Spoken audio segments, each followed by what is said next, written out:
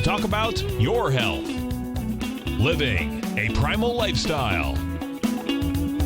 You know, we have Tom from Tampa on the phone. Hey, Tom. Good morning. It's bright and early now, huh? Hey, thanks. Good. Hi, Tom. How you guys doing, Nico? Doing great. Good. Hey, your newsletter's outstanding, man. I'm telling you, man, it is outstanding. And so is the Primal. I love that stuff. I'd never be without it. I mean, I've been on it now 3-4 months, man. I mean, it's just, I can't get over how good I feel. Primal Edge is, people are raving about it. People who are trying it, they know because you can feel it. Would not be without it. Call now, toll free at 1-877-927-6648.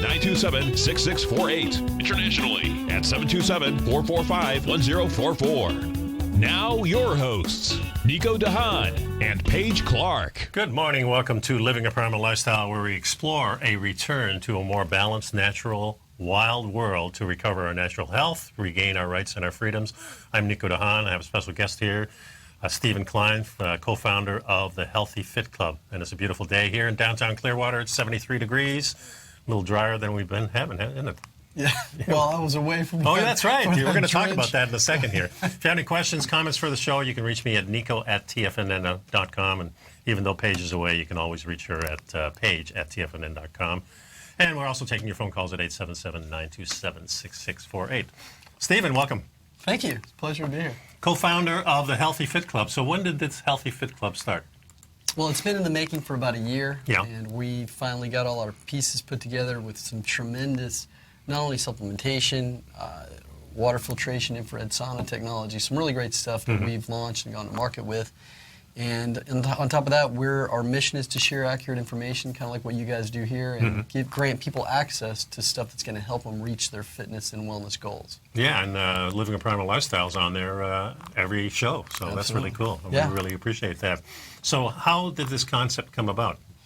It's an interesting story. I had always been really frustrated my whole life when I saw people that were motivated to get healthy, you know, if running 100 miles an hour, but using information that was thrust upon them by big corporations or marketing companies, giving them a very small, narrow window of being successful with their venture because of the information that they were following. Right.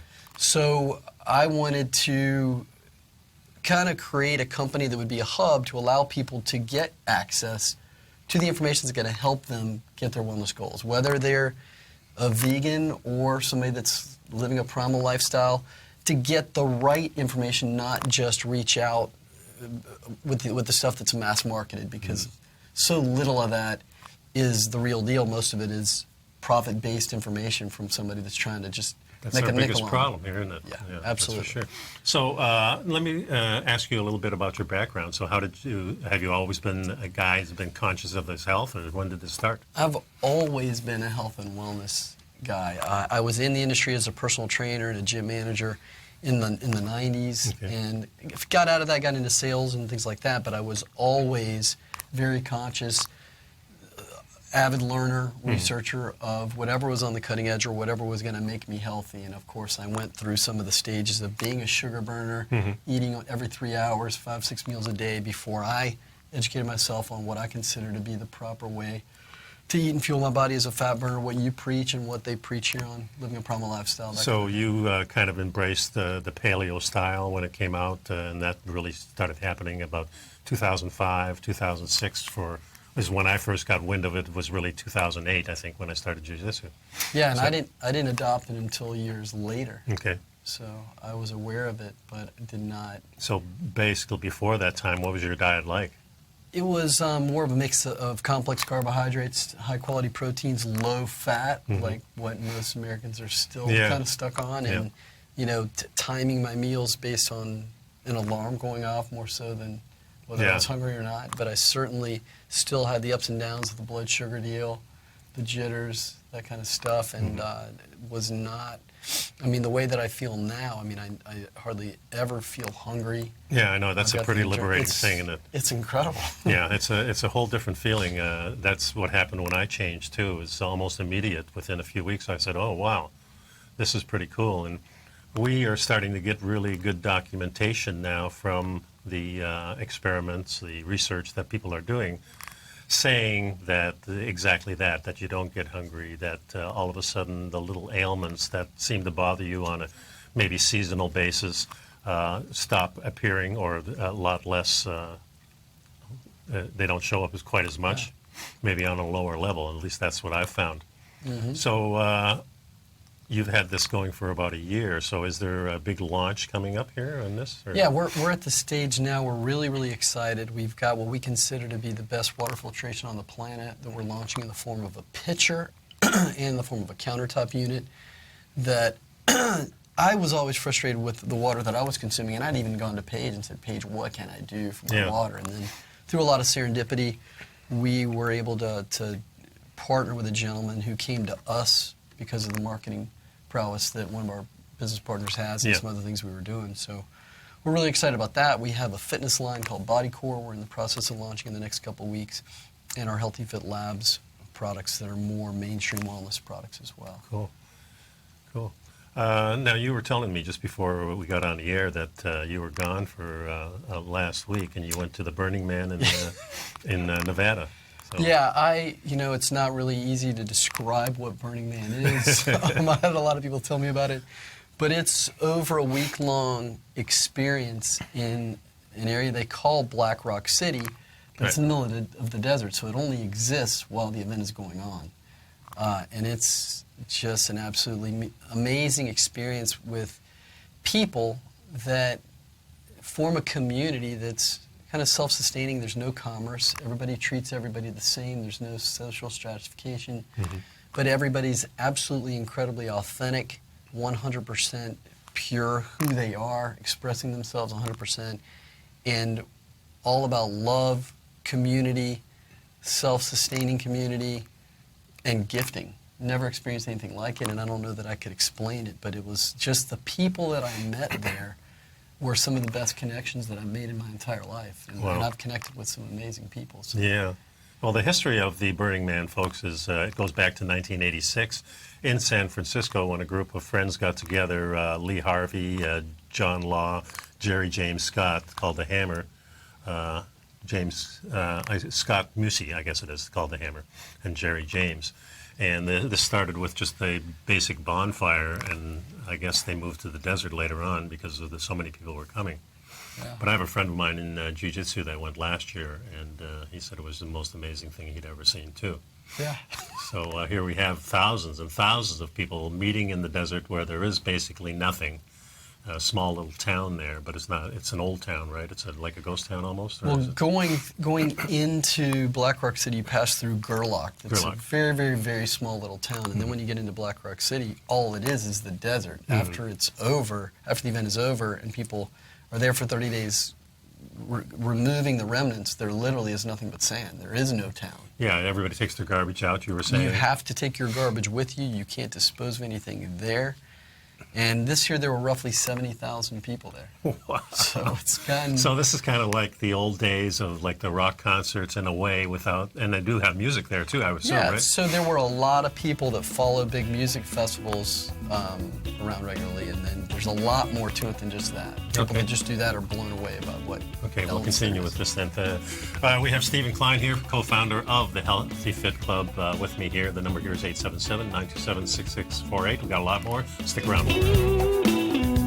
Welcome back, folks. Nico and Paige here, or Nico and Stephen. Actually, hi. Paige is on assignment. She went to a Qigong, I think. And aren't you guys going at the end of the month to Bulletproof? Yeah, the 23rd to the 25th in Pasadena, California. So that's looking forward to that. And you were telling me earlier that you were camped out with Dave Osprey there at the Burning Man. Yeah, so there are different camps, different themes, that kind of thing. And he headed up the biohack camp. Biohack. So we had some phenomenal people in our camp, and it was pretty exciting. He had they have art cars that will drive around and do certain things, and he had his car that says 100% grass-fed butter along the bottom, and then a coffee cup on top that you sit in and be able to drive around and give out bulletproof coffee. Yeah, and there was a live feed, and I'm sure there's a lot of video on YouTube if anybody wants to see all those different things that are happening at Burning Man, and probably experience of a lifetime what the folks are saying about going to something like that. Yeah, like my interesting takeaway I had, most people say, oh, it was great because I saw the world-renowned DJ Skrillex was there, or I saw this show. For me, what was really amazing was I thought about all the times when I thought about approaching somebody and I had the voice in my head going, I wonder what I'm going to say to them. I wonder what they'll say back. And being in an environment where you know you're 100% certain that anybody you go approach is going to greet you with 100% joy, acceptance, love. It's a great ground to practice just getting to know people that are complete strangers, which hasn't been the easiest thing in my lifetime. Yeah, it's a funny thing because when my wife and I go to parties, we often talk later on about our experience. And I remember one time we went to this party down south with some friends, and we really didn't know anybody there except the friends. And nobody asked my wife or myself what we did or where we are. It was always us asking the questions. Right. And that's really, you were in sales, and I was in sales for most of my life. So questions come easy, because that's what we learn, how to control conversations. But it's a lot of things is astounding. People love to talk about themselves, but very few are really engaged in a conversation about things that you're interested in. Right. So Burning Man was a different experience that way, more like a tribal situation maybe. It's mind-boggling. It's like you go and then you're part of this, tribe or membership thing where everybody just welcomes you. So it's... Now, how about the eating there? Did everybody just bring their own food? Yeah, everybody brings their own food, and of course, with the biohack camp, it was interesting to see people breaking out grass-fed steaks and all this phenomenal food, and we brought our own stuff. So that part, it's fairly self-sustaining, but you go certain places and they pass things out. It's part of the gifting that they do for their camp. But yeah, you pretty much are responsible for bringing. So I would assume there was a lot of community eating there. Yeah, and not like an entire camp. So I guess a lot of people did do that, but our RV, we would, we go, hey, let's all eat. Right. Prepare food. Well, that's what I mean. Community can be very small. It can be 6 or 8 people, and it could be 2 or 3 people, in fact. Yeah, which we'd have 4 to 8 people would get together and eat together. Absolutely. Yeah, I always think that the community of the future is going back to the past, is community eating. Right. And, of course, we do that now in our modern world, going to restaurants. Right. So, exactly. And one thing I see things changing. Of course, we were out in California a couple of months back, and we noticed everybody was serving grass-fed beef. Everybody was having things like, different things like even the bone marrow that I had never seen before, and all of a sudden they give you a half a bone with the marrow in it, spiced up a little bit, and they slurp it down, and you feel so good. And my birthday is coming up on Monday, and Saturday night my wife, thank you, we're going to go out to dinner, and I was looking, and so I just Googled St. Petersburg grass-fed beef and found a few restaurants and picked one of those, and on the menu there was, in one of those choices, bone marrow again. So things are changing here, and when you start seeking out things, it really just changes from the bottom instead of from the top. Yeah, absolutely. And no surprise that California gets a head start on that. They seem to be ahead of the curve in that type of thinking. Yeah, absolutely. Yeah, definitely. So how did you get tickets to Burning Man? Because I hear that's one of the hardest things to do. Yeah, so it's interesting. I had gone to the Bulletproof Conference last year. It was at the end of October. And I had connected Dave Asprey with a gentleman with a really cool, innovative solution for biodensity that increases bone density and muscle fiber density. He loved it, so the biodensity guy gave me a couple of tickets, and I can't remember through that connection I got a couple more. So one of the people that I took with me to the event is one of my really good friends. We call Fernando from Orlando, and he had been to Burning Man 6 years in a row. Absolutely loves it. He's into health and wellness, but he's always networking for fun stuff. So while we're at the conference, everybody's networking for business. Fernando's networking for fun. He calls me like 90 days later, and he's like, hey, I'm going to Burning Man again. And by the way, I met the guy that runs Dave Asprey's Burning Man camp, and so we're going to be camping next to Camp Biocamp. Very cool. And he invites me, and I already wanted to go. Yeah.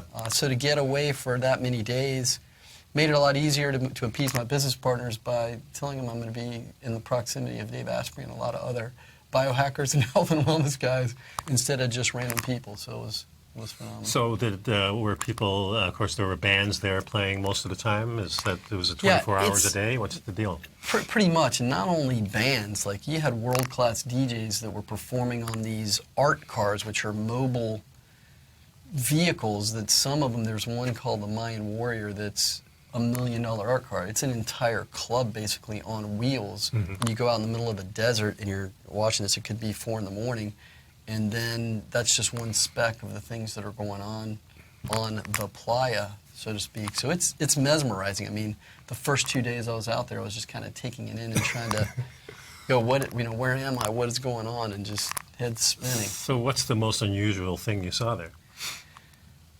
One thing that's kind of interesting is people are wearing these outrageous costumes, almost like it's Halloween every day. So just being mesmerized by everything people are wearing, the art cars that are there, the burning of some of the different art pieces, including the man, which is kind of your center. The center of the whole thing. Yeah, and that's how you kind of can coordinate. There's a semicircle that goes from 2 p.m. to 10 p.m. where all the camps are, and then you have the playa where there's the Burning Man, and behind that a temple, and then there's some pyramids, and they burn all those things down.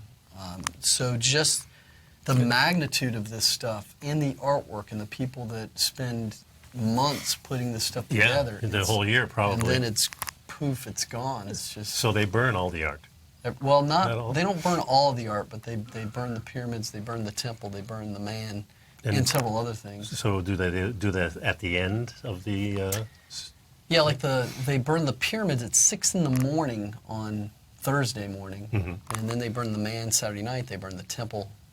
I'm sorry, they burn the man... Yeah, Monday night. And then some of the art they keep, and people will bring back their art cars to run around and gift things or show things or exhibit things. It's just, it's like I said, it's really hard to explain what Burning Man is about. But like you said, you can go on YouTube and look at some documentary videos. Yeah, I was watching the live feed for a little while. You know, it's definitely something going on all the time. So what kind of gifting was going on there? What are people giving away? It could be anything. Like we were walking down this one street, and there was a camp called Greeters, and they would have somebody get on a massage table, and 12 people would massage that one person all at the same time. That's gifting something. That's great. Folks, stick around. We got a lot more of this, and please pick up some Primal Edge, our daily supplement. Something that's really going to keep you healthy, and also pick up my Health Signals newsletter. You have the marijuana issue, all about marijuana, lots of links in there. So we'll grab that. And welcome back, folks. I'm here with Stephen Klein, the co-founder of the Healthy Fit Club. We're talking a little bit about the Burning Man, and things I noticed, there's a grid street structure that they put in effect. They put a speed limit of 5 miles an hour, a ban on driving except for certain vehicles. They have safety standards on the different types of vehicles that people are building. You can burn your own art, but you have to have an approved burn platform. There's a ban on fireworks, and no dogs allowed. So how the heck did you get around there?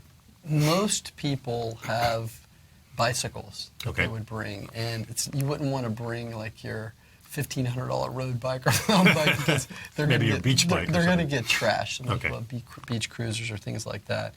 And it's fairly common to either get a blow out of a tire or whatever. I think there were 2 people in my camp of 8, just the 2 RVs, not the full camp, that had issues with their bike, me being one of them, where I blew a tire at like 5:30 in the morning. And, Where do you get that fixed? The then? bike wouldn't even roll, so I Really? had to carry it back like 45 minutes back to camp and then try to look and see where the bike repair places were. So next morning, I carried it at 10 in the morning to this one intersection where I thought the bike repair was, and we're going to cross these 2 guys, and I'm asking them, hey, where's where this playa bike repair is? And the one guy goes, well, I wish I was at my camp, but it's 30 minutes away. I've got all the tools to do it. And I go, well, that doesn't really help me. And the other guy goes, well, maybe it's right there where that huge bike sculpture is. Yeah, that's probably it. So I carried it over there to fix my bike, and I start to pull out my debit card, and the guy's laughing. And I'm like, what? I don't understand. He goes, oh, there's no commerce here. You know, hey, have a great day. And I'm like, okay. Yeah, you know. That's truly like the old tribal system. No money. Right. You have to give it away. That's the only thing you can do. I think that changes your personality when people have to give you stuff in order for you to do stuff. Yeah. Yeah, it was really interesting. If you're going to be obnoxious, people are not going to give you anything. I mean, that's just the way it works. I mean, that's kind of a self thing. So let's switch over to the food again. So when you started on this paleo diet, so to speak, what turned it around for you? What were you reading? Who were you listening to? Dave Asprey was one, Abel James. Mark Sisson has Mark probably Sisson. been the biggest influence because of The books. where he came from, how he shifted, Yeah. the difference it made in not only his workouts, his performance, that kind of thing. And I really like, he's been a really great role model. He happens to be speaking at the Bulletproof Conference. Yeah. I didn't even know that until recently, Yeah. that he's on the panel, so that's pretty interesting. But yeah, probably him, and it just the way that I felt after, like you said, adopting that way of eating made a huge difference, in a lot of areas. Yeah. Yeah, for me, it was Mark Sisson was the first book I'd ever read about it, Oh, wow. and it made kind of sense, the grok and going back and, figuring out, okay, before agriculture, before we really started using animals in the way we use them now, we were kind of just getting things from the wild. Right. You don't milk a wild cow. In fact, there is no such thing as a wild cow. It's some different kind of animal completely, isn't it? And yeah, it switched for me. It took me a couple of years to really get the idea of the fat. And that was Nora Gagatis that turned it for me. And she was saying, it's the fat, it's the fat. And her story about being up in northern Canada, really on Baffin Island, researching wolves, and her craving for grass-fed butter. And that's what she went out there and she ate butter all day long and started losing weight like crazy. And she goes, whoa, what's going on here? Yeah. And that then her whole thing about why the butter is so good and why we need these fuels and why our ancestors really discarded a lot of the muscle meat and really went for the organs and went for the fat. And if they were being hassled after they killed something and they had to leave, they'd carry out that fat and everything else would be left. Yeah, and as a matter of fact, now that I think back, it was the book Primal Body, Primal Mind was the first book That was I read. Nora's book. Yeah, that's what I thought you said. As a Yeah. matter of fact, Paige was borrowing that to review some things just recently. But yeah, that's probably the book, and that was probably a year ahead of anything else that I read about Yeah. that stuff. So yeah. Yeah, that's cool. Yeah, it's the liberating feeling of not being hungry that just pulled me over the edge and says, we're onto something here. And then I really realized that all the stuff that the companies and the government was telling us was completely wrong. And that's what got my passion for the research of digging in deeper and deeper and listening to guys like Abel James and Ben Greenfield and Mark Sisson. Of course, all these people have podcasts. All these people go to all these different conferences, whether it's the Ancestral Conference or the Bulletproof Conference or just a paleo type of event. I listen to everything I can about that, and it really does educate me, and I think it keeps me going in the right direction every day. Right. So as far as exercise is concerned, you were a personal trainer, and you were probably doing the same things I was in the 80s and 90s. I was a runner. Okay. And ran a couple marathons, ran lots of long distance, ran just about every day doing, normally 25, 30 miles a week. And when I was in training, I was doing up to 50 miles a week. Then one day, it just started getting harder and harder. My knee started bothering me. I kind of switched over to barefoot running, which straightened out the knee problem, which was another thing that goes, whoa, wait a minute. You mean Mr. Nike was wrong about the wedge underneath your feet, making you strike the heel like we do in walking, but not in running. Right. So that was really something for me, saying, geez, I've been torquing my knee. And when you see the picture of that heel strike under power and then your knee turning in and turning back out again and making these movements that we never would have done it. Right. And that's when I started, I bought a little mini tramp, as a matter of fact, at that time. You ever use one of those? I have. And the biggest challenge to moving towards barefoot or minimal running is strengthening the ankles and doing the exercises you need to do. So many people hear about barefoot running and they just jump into it and they get other types of injuries. You almost they have to start transition. over completely. Right. I started with doing just half a mile. And even that bothered me. I had to really stretch that Achilles out. And the calf muscle, the lower calf especially, was tightening up a lot more. And I go, whoa, well, this is not working for me. Until I realized that, the body mechanics changed. And there's a lot of illustrations of those types of facts. I have a friend of mine who had some back surgery.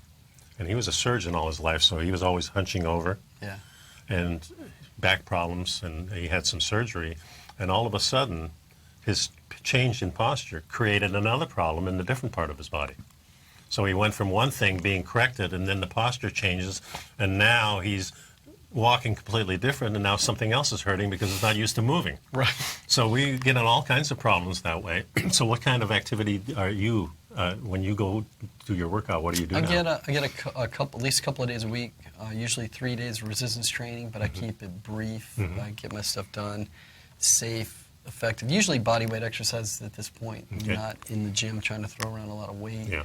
I don't think that's, I'm not looking to walk on with the Dallas Cowboys or anything at Yeah. age 48. So try to get a sprint workout in once a week, and then a couple of yoga classes Good. as well. Yoga. I think flexibility and that type of movement is really beneficial as well. Yeah, and that's another thing good about the primal lifestyle type of exercise. It's just as liberating as the food is because you're doing things a lot shorter. You get it over with. You don't worry about it too much. And if you skip a workout, it's not one of these things that says, geez, I missed, and what am I doing to myself? You don't beat yourself up. Exactly. You just, okay, another rest day. Yeah. I'm healthier. Folks, pick up my Health Signals newsletter. I got the brand new issue out right now, and it's only $10 a month. You get 2 issues on the month on the first and third Tuesday of every month. So pick that up, please. We'll be right back. And welcome back. I'm here with Stephen Klein, co-founder of the Healthy Fit Club, and we're talking about exercise. And you switched up your exercise. Were you a runner at all? What? No, being an ectomorph and being really small bone, and I didn't mention I had a really horrific accident in 2002 where I lost like 35 pounds from this weight. Wow. Always had a concern about, I didn't want to be really, really, really, really thin. So I didn't do a ton of cardio stuff for that reason, but I did overtrain with resistance training, no question. Yeah. And when I made that switch, I backed way off of that. I got better results, more rest, Yeah. flexibility improved, all kind of other things. So. Yeah, and talking about rest, that's one of the most important things about the primal type of movement is that we recognize in our modern world, because of the jobs we may hold and then all the different schedules that we have, it seems like we're constantly going from one thing to another. It's never a time to sit still. Right, absolutely. Yeah, and I find that more stressful a lot of times when I have so much to do and it's all on my plate and I've got it all organized, but it's still there in the back of your mind going from one thing to the next thing. And that's really part of our modern world. We don't, sometimes we even feel guilty if we take that afternoon off and just kind of relax. Yeah, and I try to make it a point to literally stand up, walk around for at least one part every 30 minutes or so. And along the same time that I started with this kind of a primal lifestyle and the way that I eat and work out, I also made it a point to stand up a lot more. I mean, I've got a standing desk, and I try to figure out ways to be more upright than sitting as much as I can as well. Yeah, I know when I was always on the road selling, I'd be going up and down as many stairs as possible, parking farther away from things. Even now, when I go to the mall, my wife and I park at the end of the parking lot where nobody parks, and we walk. Right. Just to get that little bit extra, and it's a kind of a little quiet time in a sense. You're walking and conversing a little bit, but not much is going on, and I kind of like that. I remember one of the joys I always had when I was a kid. I was living in London, Canada, walking everywhere. Once in a while taking the bus, but I remember walking all the way across town to see a girl I was dating or meet my buddy someplace. So we were always walking, and if I wasn't walking, I was probably hitchhiking. That was the old days when you could actually hitchhike. Yeah, and I had just moved recently to downtown St. Pete area from the Tampa area, and there's just, anytime you're in Tampa, you pretty much have to be in your car. One thing I really enjoy about downtown St. Pete is it's a wonderful walking area, or a bike or whatever. And there's a lot more scenery and a lot more nature. But I'll tell you, the downtown St. Pete is one of those areas in the country that is changing so much, and people are really moving in and not buying cars, and you're walking around. There's a lot of things that do. Something is making a clicking sound. I don't know what that is. Oh, it's your necklace, I think. Oh. Here, let me do that for you. There we go. Whoops. Solving problems every day. Sorry. Thank you. Sorry, Our Al. producer was doing that. Okay, where were we? So we're on St. really Pete, moving around, enjoying the enjoying lifestyle. life. Yeah, being more at ease, being a man of leisure, perhaps a little bit more. Boy, Wish I could say that all the time as manage leisure. I'm taking in jiu-jitsu. I was last few weeks in jiu-jitsu has been very rough. I've been kind of injured all year long with my knees, but everything started hurting on me. And no matter what I was doing, the stretching, the saunas, and everything like that, it was just getting in my brain. Mm-hmm. It's kind of like that feeling like you're too scheduled. And I said, okay, time to lay it down. And I told my professor, no, for 2 weeks you won't see me. And I'm just taking it easy now and not feeling really guilty about it. Still wondering what I'm going to do this afternoon instead of going to jiu-jitsu, and I may just go over there and watch. Right. But there is a real importance to being at leisure, I think, in this modern world, because we have a lot of, the job situation. I think the jobs numbers came out this week, and whatever those things are, it shows us there's less meaningful jobs out there for people now. Mm-hmm. The millennials have a real problem because I think working at your passion is something that I've always strived for, and finally, now that I'm in my 70s, I'm doing things that I really love to do and really have a passion for everything that I'm doing now. So that's really liberating in itself. At the same time, the schedule is tough. So having days off is something that is kind of foreign, I think, just about every American. And I know exactly how you feel. I feel like I was chasing money in whatever sales job it was, even in the genre I was in. It's this, with the Healthy Fit Club, I'd created a personal mission statement back in December of 2014. I wasn't in the health industry, health and wellness industry. I was more in the medical space. And that mission statement is now the mission statement of Healthy Fit Club. So I'm aligned for the first time in my life doing something that I really love to do, to give back, to help people in the health and wellness space. So what is that mission statement? So the mission statement is to share accurate health and wellness information, optimal nutrition information, and innovative solutions for peak performance, mind, body, and spirit with motivated health seekers. Wow, nice. Yeah. I like a mission statement for me was always something that identified me with a certain task. In other words, the mission statement was kind of that steering mechanism to take me forward and keep me in line with my principles and what I wanted to accomplish in my life. Mm-hmm. So I definitely had a mission statement, and really it's the entrance to the show, to explore this world on a more primal level, and still with the little gadgets and all the wonderful things that modern living gives us, and at the same time going back and discovering better food, discovering a better way to exercise, and getting me in a frame of mind more tribal, because I consider all the people here at TFNN one of my tribes. And when I go to jiu-jitsu, I consider them one of my tribes. And same with we have this little dinner club that we meet every month at a different restaurant, mostly in downtown St. Pete, but we go all over, and there's 4 couples involved. And not everybody shows up all the time, but it usually is at least 3 couples. It's next week. All of us are going to be there.